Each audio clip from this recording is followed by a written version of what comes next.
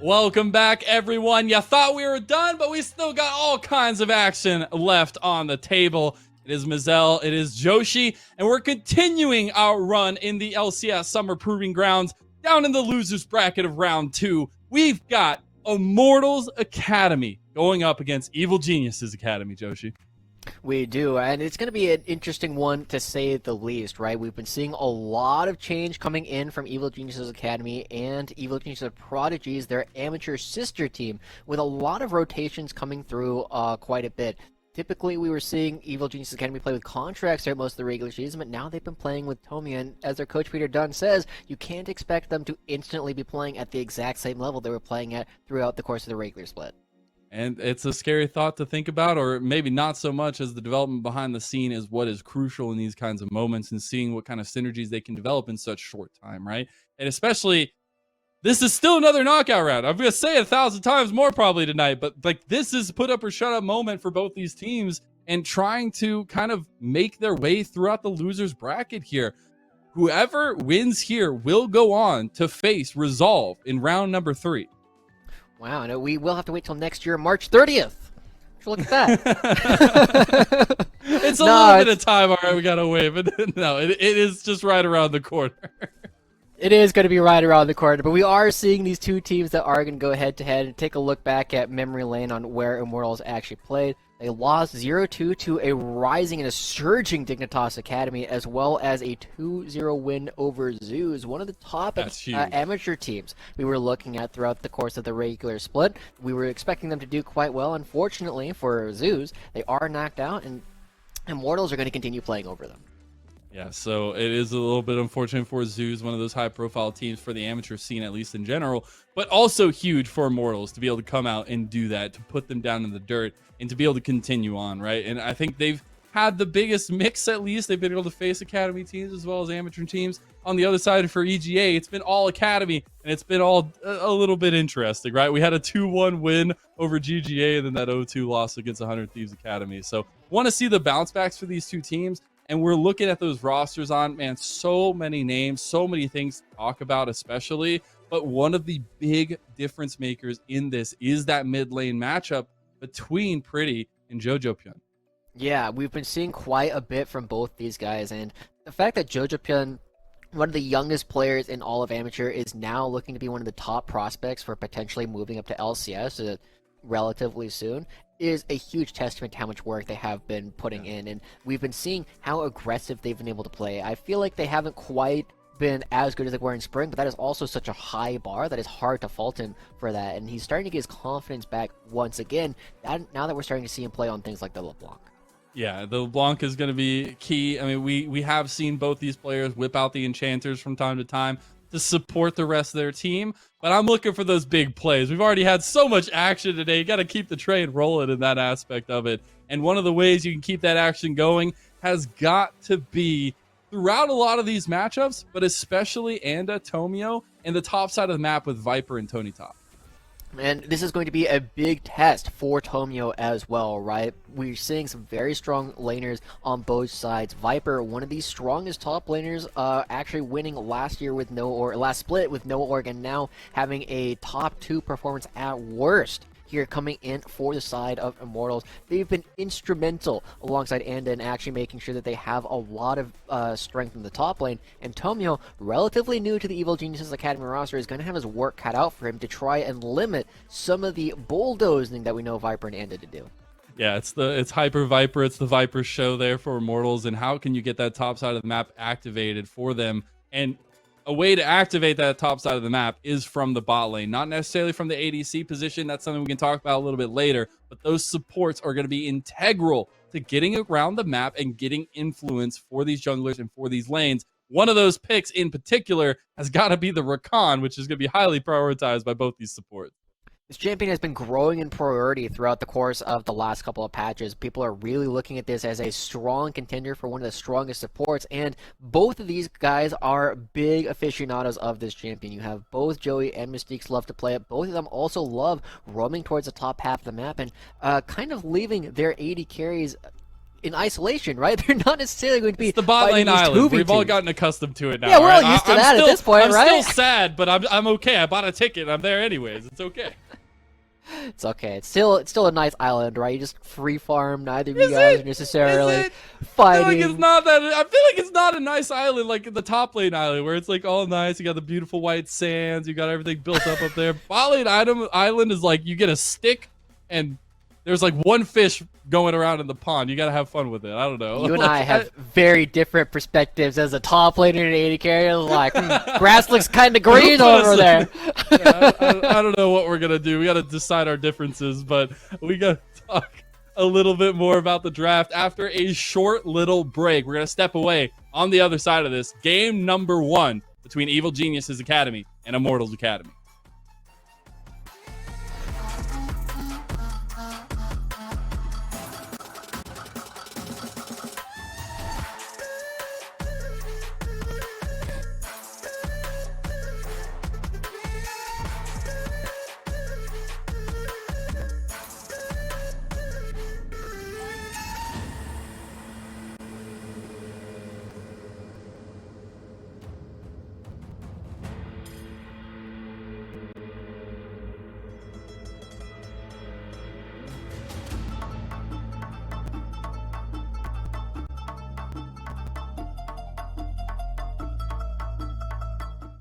We're back, and I know you missed us so dang much, but we are right into it here.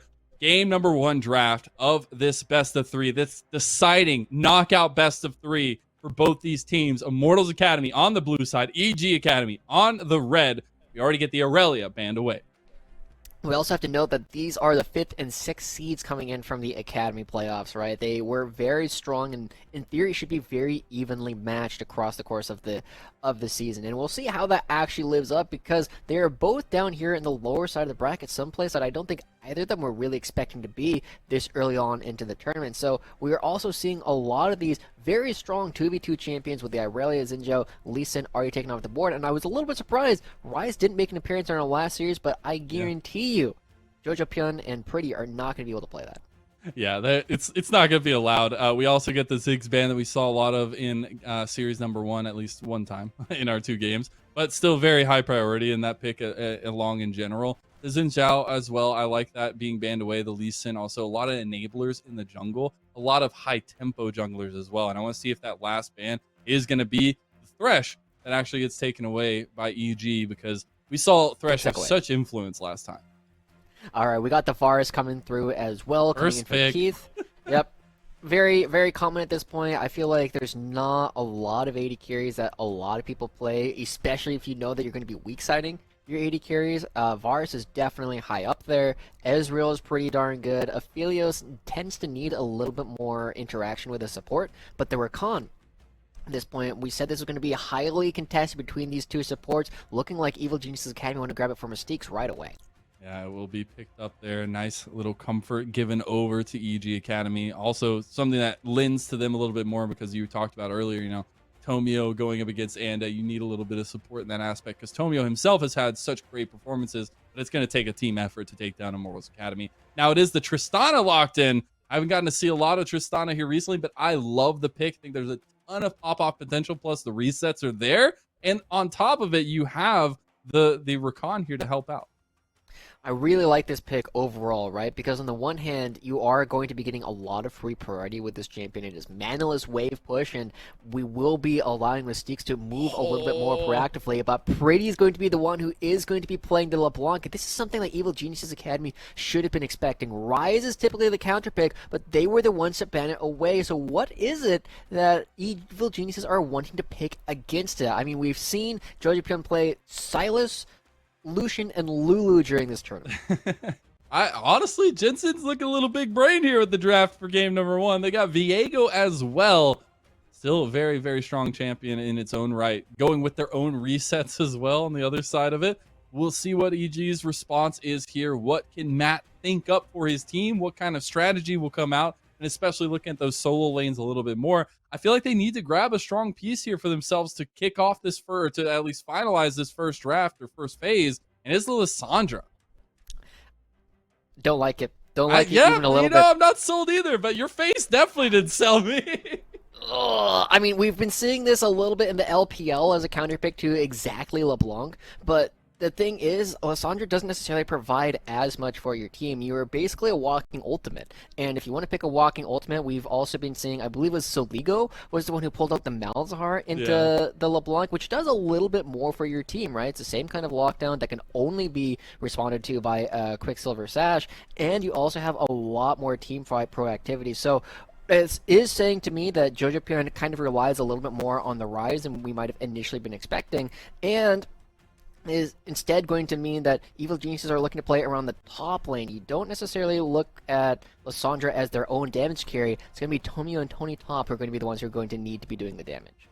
And very, very try, or at least like set ways that these teams are approaching the second phase, right? We're looking in these bans, jungle bans already coming off for Immortals Academy, knowing that EG still needs something to make Tomio feel comfortable. And it's the support bans on the side of EG Academy. They take away the Leona, they take away the Nautilus. A lot of setup for the composition that Immortals is bringing out.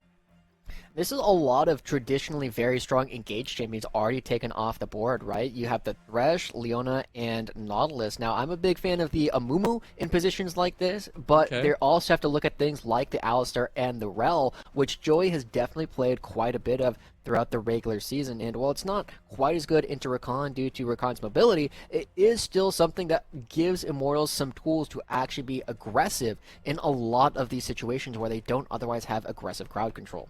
Yeah, I definitely could look for that aggression, especially the Trundle ban away by Immortals Academy. I actually like here. I'm going to restate it from series number one. Not a big fan of Trundle in general, but at least you take away some of those puzzle pieces for EG, especially. And looking at what they can go with next, it is going to be a Nocturne, a very aggressive champion to be picking up for EG.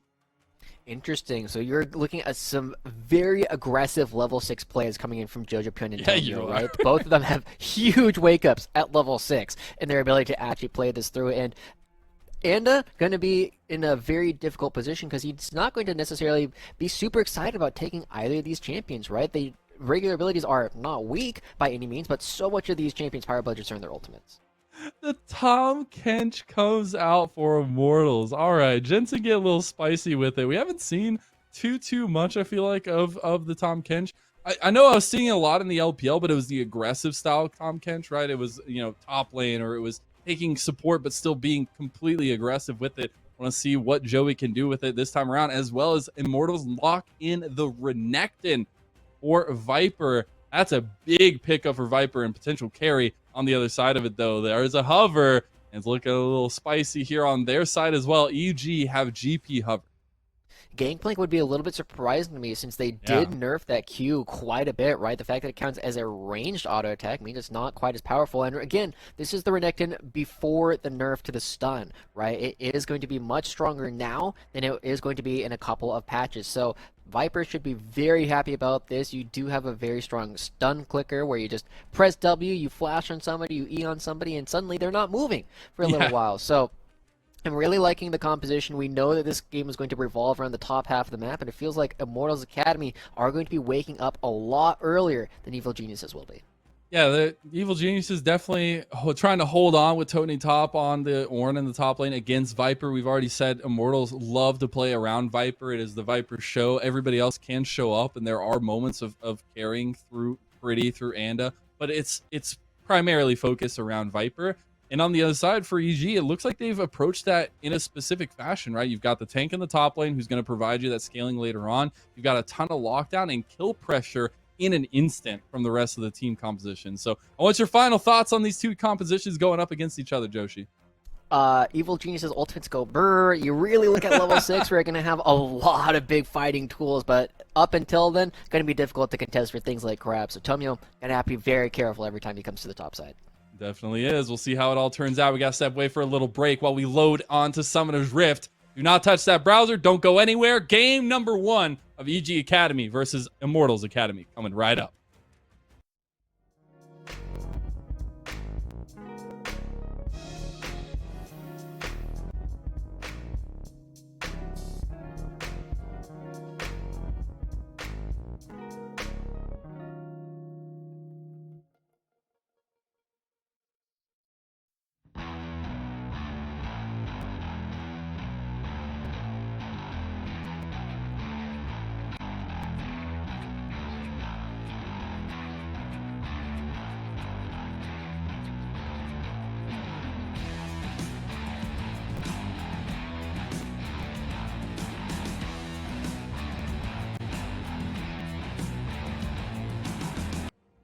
Welcome back and on to Summoner's Rift, game number 1 of this knockout best of 3. We've got Immortals Academy taking on Evil Geniuses Academy, and it ain't stopping anytime soon.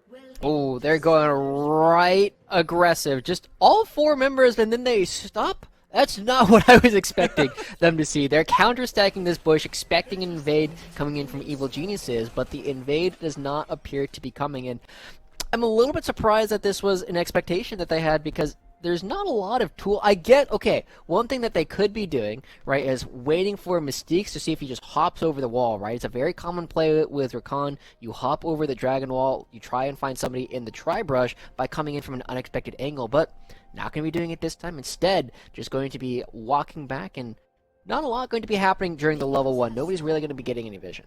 Yeah, it's still that level 6 that we're really looking at for a majority of these players, even on the side of Immortals Academy, right? I think there's a little bit of an aggression that can happen early on for Immortals composition, but you're still looking to get to those objectives, right? Get to those tussles and try to find those skirmishes here or there. My big eye is on Anda and Viper and how their early game kind of looks out comparatively to EGA, because EGA are definitely not putting their eggs in the topside basket, right? They're looking at mid lane. They're looking at Tomio specifically on the Nocturne and Team Luke to really be the damage carrier. I also want to give a big shout out to the coaches for both these teams, Peter Dunn and Jensen Go, right?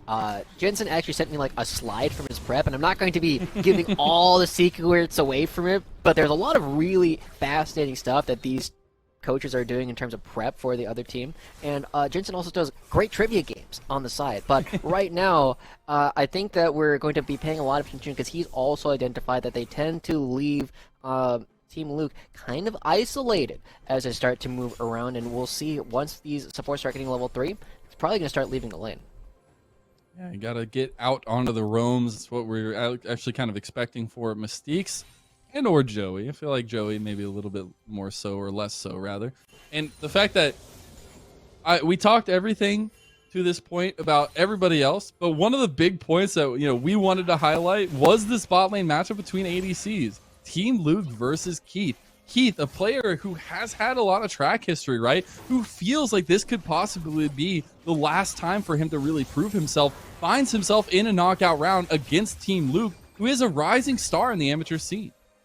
It is a really big difference in looking at like the histories of these players. Keith, as you said, has been playing for a long time at this point. We saw he was kind of emotional in the last time that we were actually watching. It does feel really important to him, as we see Joey going aggressive but not quite going to be finding Tomio just quite yet. But it is a situation where, when you feel like you have this pressure on you, some people, it drives them to perform incredibly well, and other times people might crumble from it. And I feel like Keith, with the amount of experience he has in these kind of situations, should be looking to overperform in these next couple of games.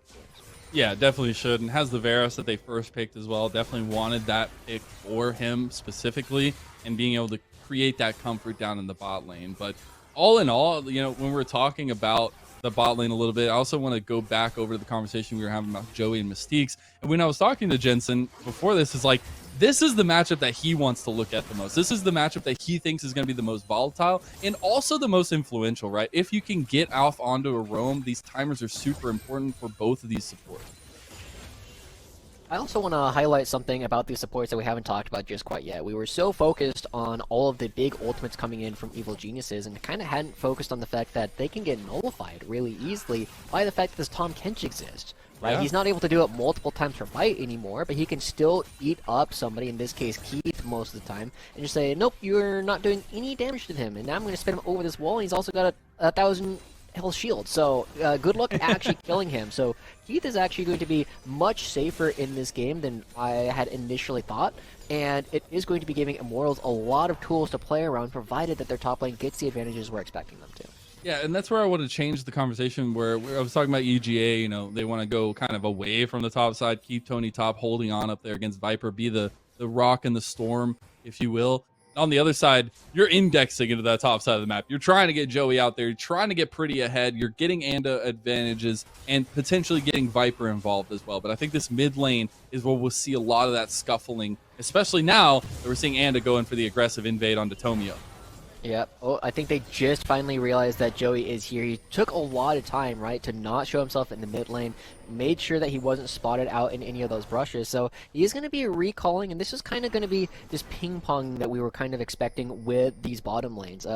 Team Luke obviously has the free push on the Tristana. Every single time you kill a minion, it does damage in an AoE around it, and so it is going to be pushing it in. But Keith is not lacking for wave clear either, and so it is going to be kind of this ping pong. You end up trading waves, and now it could be Mystique's turn to walk towards the top half of the map if you wanted.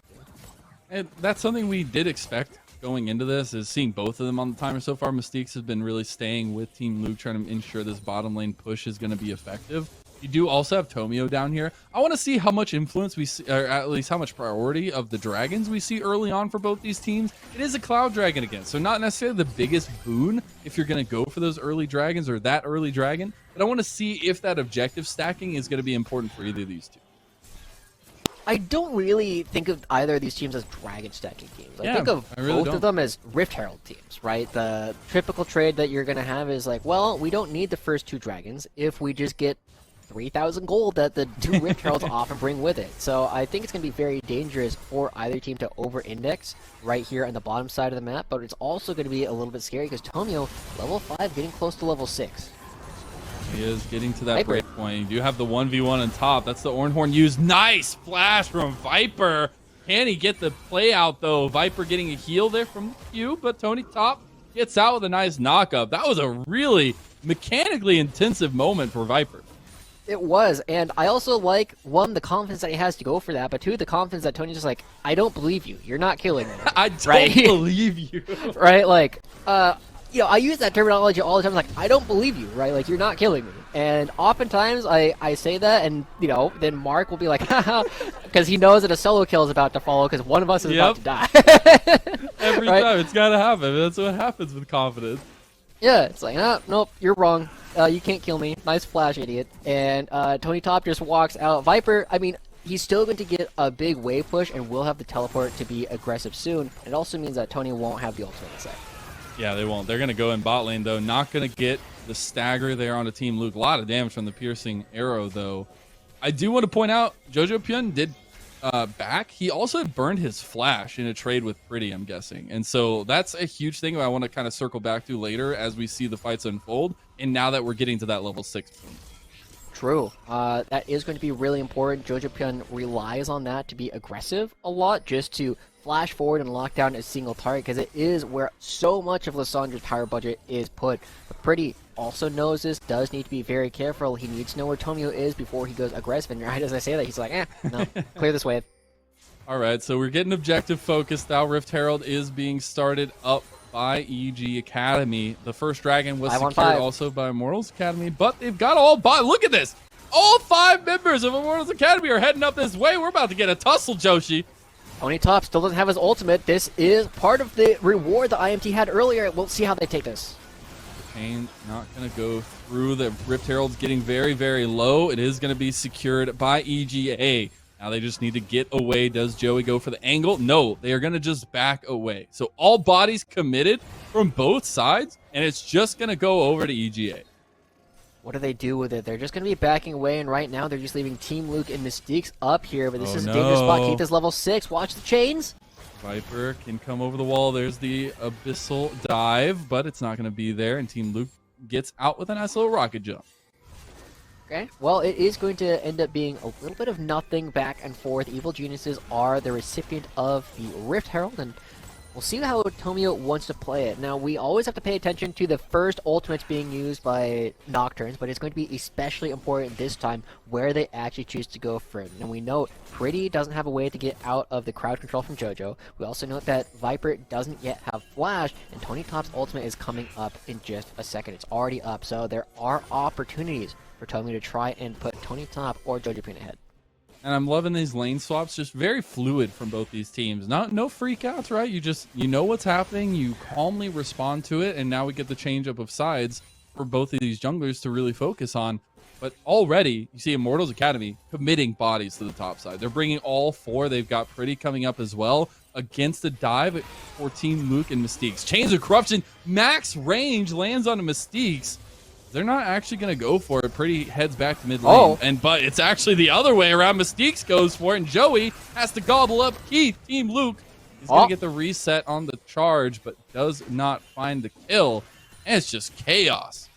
Yeah, I do want to point out something that happened in that last fight that could be indicative of issues that Immortals might run into later. We saw that Joey ate Keith and then pressed W over the wall, and so he ended up leaving the fight, but I think he thought that Keith was still in his belly when it actually went first. So it's a situation where that kind of lack of coordination can be really hurtful when you have the Tahm Kench on your team. And eventually all of this just results in not a whole lot actually happening. A couple summoner spells burned, and it is going to be at least one plate going over to Immortals, but lots of fighting resulting in nothing. Team Luke is in some trouble here. Does dodge out of the piercing arrow. Joey's not going to commit to that. But yeah, the one thing I wanted to point out is you were talking about the summoner spells. It is double flashes burned by Team Luke and Mystique. So got to look at that a little bit later on, see if that comes into influence here for Immortals, if they're able to take advantage of it. But what I find so funny is here, we're just fine with this lane swap, right? You talked about the Rift Herald teams. Maybe we'll get a swap up this time around, but maybe they're just going to full commit to this top side of the map to make sure those Rift Herald fights are going to go for both sides. Well, I feel like we're now going to be swapping everybody to the bottom half because we do have a dragon coming up, and we saw both teams, they were posturing for a 5-on-5 earlier. Don't see a reason to They're still going top. Dragon. Yeah, they are going top. I guess, you know, who needs the dragon if you can just crash a Rift Herald? I feel like that's the trade-off again, right? Like, you can give over these dragons if you're getting a lot of gold for it. So you're seeing a lot of members head top. Rift Herald is going to be committed here in just a second. If they play their cards right, they can get an entire turret, maybe 2 kills if Judgment commits. And I guess my point here is to see if Immortals Academy gets pulled into that, right? You are seeing all the bodies going towards top. That Rift Herald is going to be used to try and get as much of that tower as they can for Team Luke. And they were able to get a decent amount of gold for him as well. So that's a nice little bit of boost there for the Tristana of EGA. But still, we haven't had first blood between these two teams. I was expecting this to happen way earlier, honestly, between Evil Geniuses and Immortals. Instead, you know, there's not a kill that's happened between the mid lane, where we've been looking for Nocturne and Lissandra to be very aggressive. We haven't seen Tomio ult just quite yet, and we know that Anda was top lane about a minute ago, so depending on how they're moving around, it's possible that he's on the bottom side. So Tomio, again, not committing for a dragon. It's just going to be a slow buildup of a gold lead coming in for Immortals because Viper is farming better and End is farming better. And so is Keith, actually. I was just about to say the farm is just an incredible difference right now for Immortals Academy, and you wonder if some of the nerves from this being a knockout game is going into these decisions, maybe not being as crazy as you will, or chaos with it. But I do want to see how that all kind of comes to a head, because the tension is building up here, and First Blood is definitely going to relieve a little bit of that. But the objectives have already started going down. This will be the third objective of the game already, with none of that blood going over. So at some point, the cask has got to explode. And it's funny that we were talking about level 6s for especially EGA, but now you're looking at like level 11s and a little bit further on in the game. Yeah, almost everybody's summoner spells have come back up from the fighting earlier, right? There's no punishes. Viper's flash is up. Mystique's almost has his flash available again. Team Luke, you know, he's got about another minute or so left on his, but nothing really happening. The Rift Herald was committed a while ago, just a little bit of gold, and we are back to about a 500 gold lead between the two teams, and I think it's probably going to stay like that. We're not seeing Tomio aggressively posturing to ult this at all. Nope, and the jungler's about to finish clearing out their sides of the jungle, probably get resets going as well, so it's going to be a little while until we get some more action. We do have an Ocean Soul on the Rift, so I feel like that's going to increase a little bit more of the priority around those objectives, and especially around the fighting for those objectives, not just giving up things for free in the way that it's gone so far. We are seeing pings towards the top side of the map because there is a Rift Herald on the horizon. I wonder what kind of priority these teams are going to be having on this. I'm honestly wondering where it is that we're going to see this game explode, because as you said, it is going to have to explode at some point. Like, this is just building and building and building of tension, and then somebody is going to have to take a fight that they're wrong about. I expect it'll probably be around this next dragon in about 3-4 minutes, but until then, right, like, people are just poking back and forth. Not a lot is really happening, and I feel like this kind of speaks to the veterancy of Immortals, where they don't feel like they need to do anything for a little while. They're just going to continue building dragons. And there's a question I want to dive into a little bit more then is when you're looking at these compositions, for EGA at least, for the Nocturne especially, I'm always looking at early advantages for Nocturnes. I'm always looking to get a little bit of gold in the belt and be able to be an influence, not just be that paranoia bot that we all know so well. So is this a moment where EGA are also fine just kind of scaling up? They do have some late game scaling potentials. They do have the Ornn to wait on. It just feels like there's one piece out of the puzzle that's not really correct. But in totality, right, both these teams theoretically could be fine with moments like this. It's really touch and go, I think, right? Obviously, you have Ornn and Tristana, who are both amazing scalers coming out from Evil Geniuses. They do have a lot of damage coming in later game, but the question is going to be, are they going to be allowed to hit? Is Team Luke going to be free to do things, or is he going to be dealing with the Renekton and LeBlanc that are jumping on his face? And that's the counterplay that EG are relying on. They're saying, we think Team Luke will be able to, whereas Immortals say, we don't think you'll be able to. Both teams, it feels like, are convinced that they actually scale better.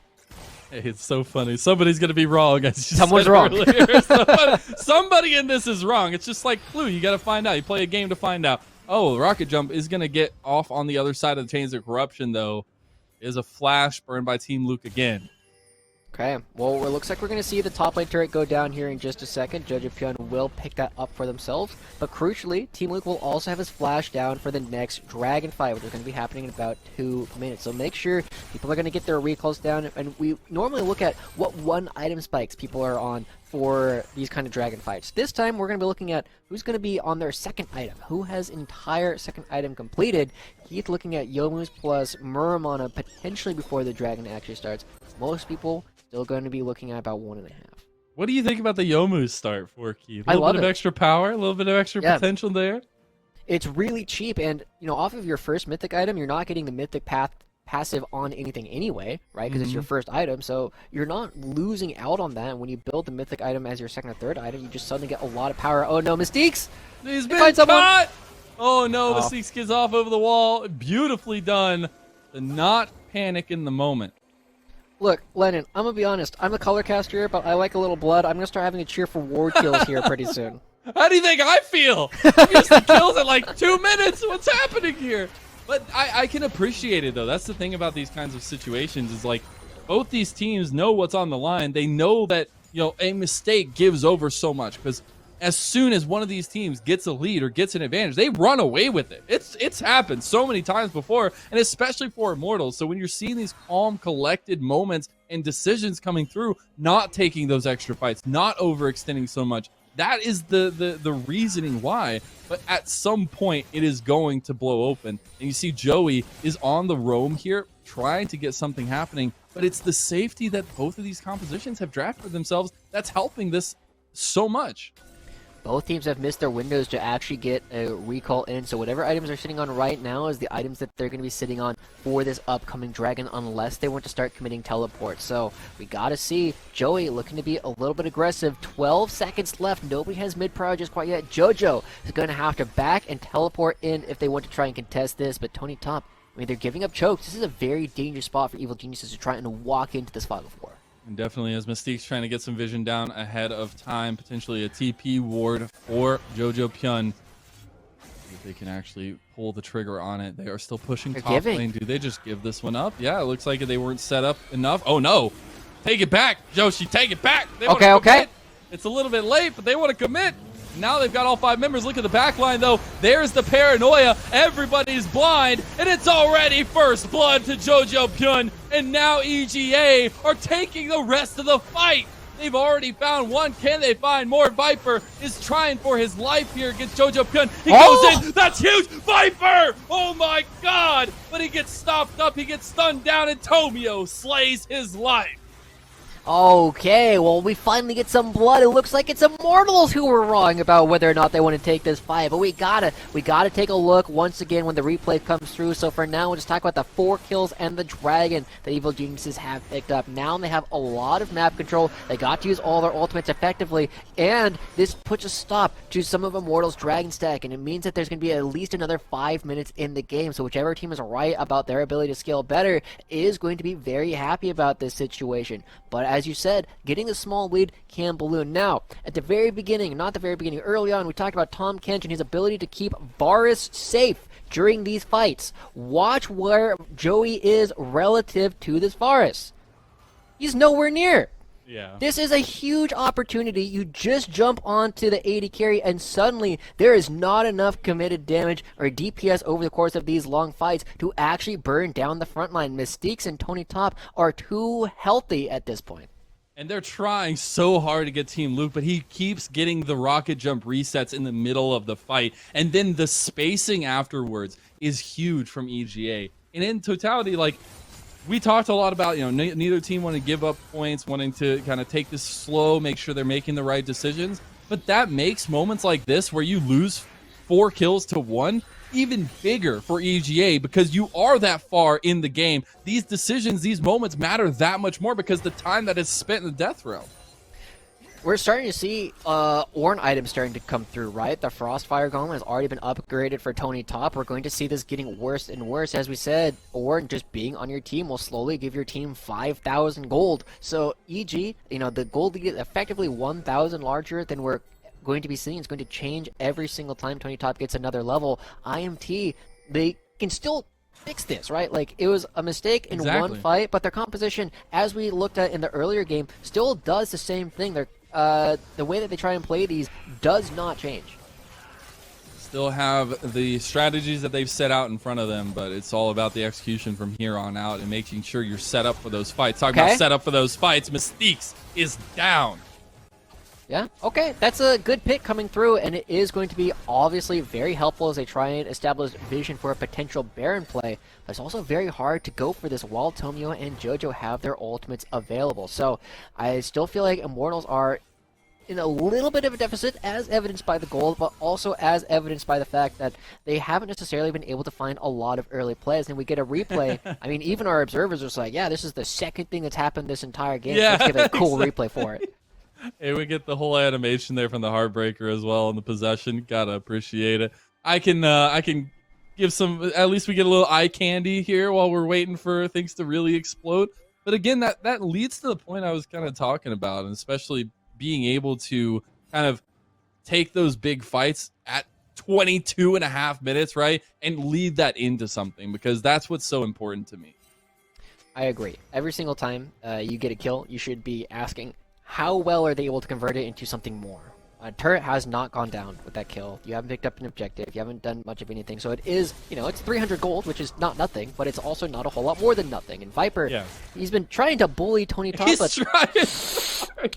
Oh my goodness. Not particularly impressive right now. Maybe if you bring more friends, but the biggest thing is just got to pressure him away, convince him it's not worth it to defend this turret, and this should be another structure going down for Immortals.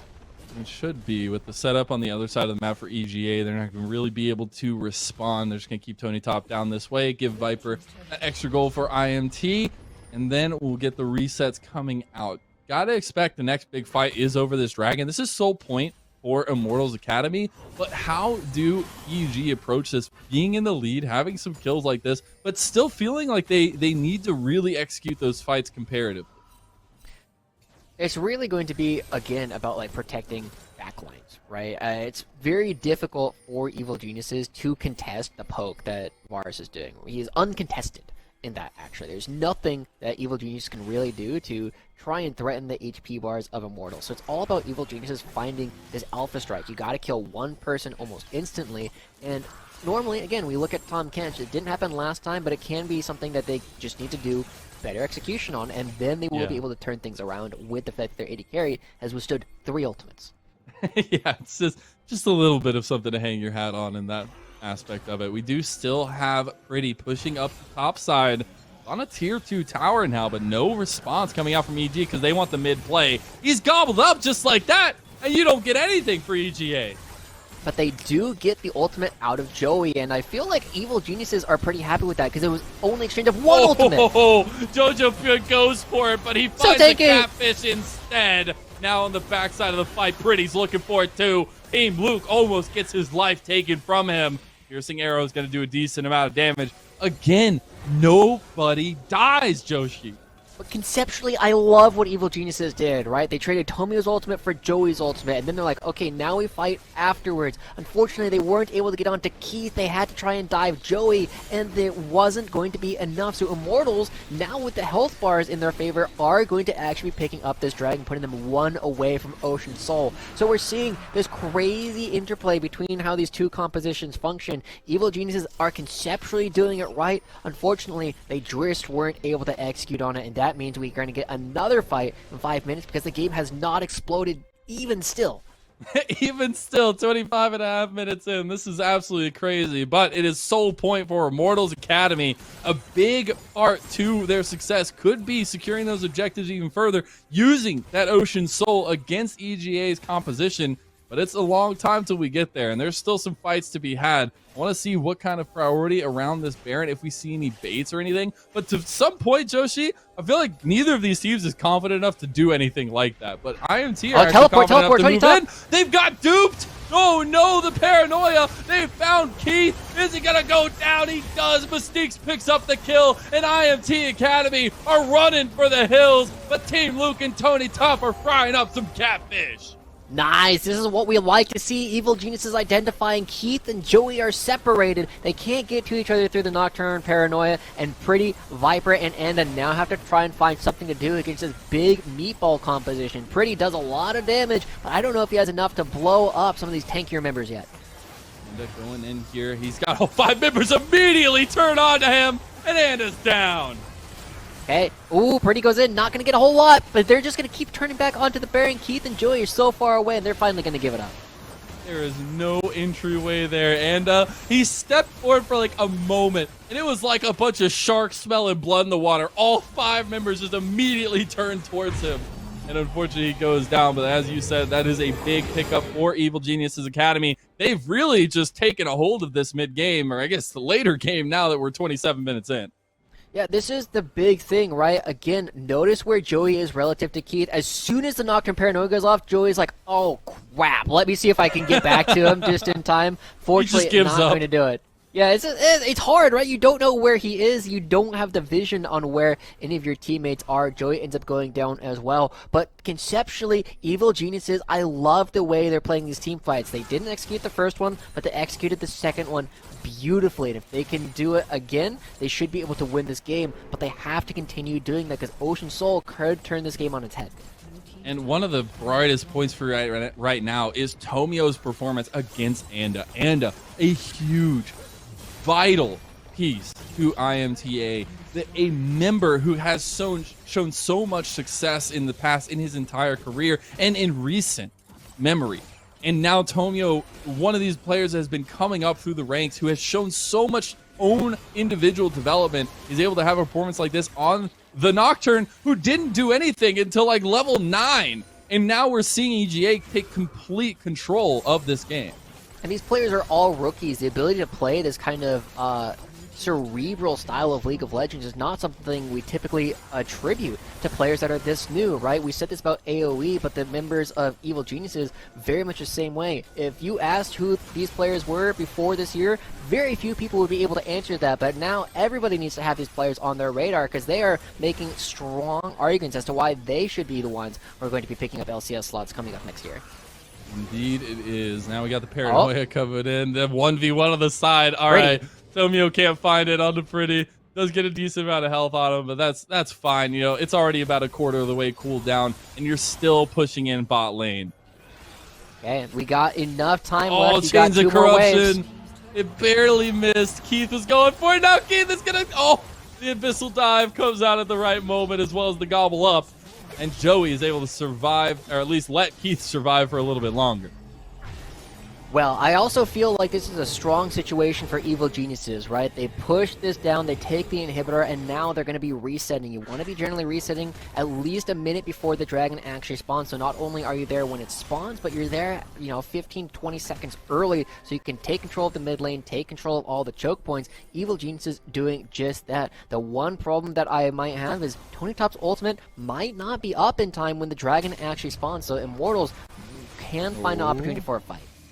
Tomio goes face first into Pretty, but Pretty is the one that has to back out as the rest of EGA were right behind his tail. We do have that dragon spawning now soon. Another item completed for Tony Top onto Jojo Pyun. Now we got 4 items completed here across the board for Evil Geniuses Academy. And that lead, although on the board it says 3,000, a lot bigger than that. All right, well, it looks like Immortals are not even going to be trying to contest this. They recognize they don't have control of any of these choke points. They don't have control of the vision. They don't have Joey's ultimate, whereas Tomio does have his. So it's not going to be possible for them to try and defend Keith during these fights. And instead, just going to be another dragon going over to Evil Geniuses, which they like. But again, it's not that important. It's about counting to 4. They're only at 2, so it's just going to be buying a little bit more time and preventing Immortals from actually picking it up. But look at this. We've seen Pretty kind of going on a couple of commando missions. He's currently up in the top lane, just kind of chilling at red buff, hoping somebody comes by.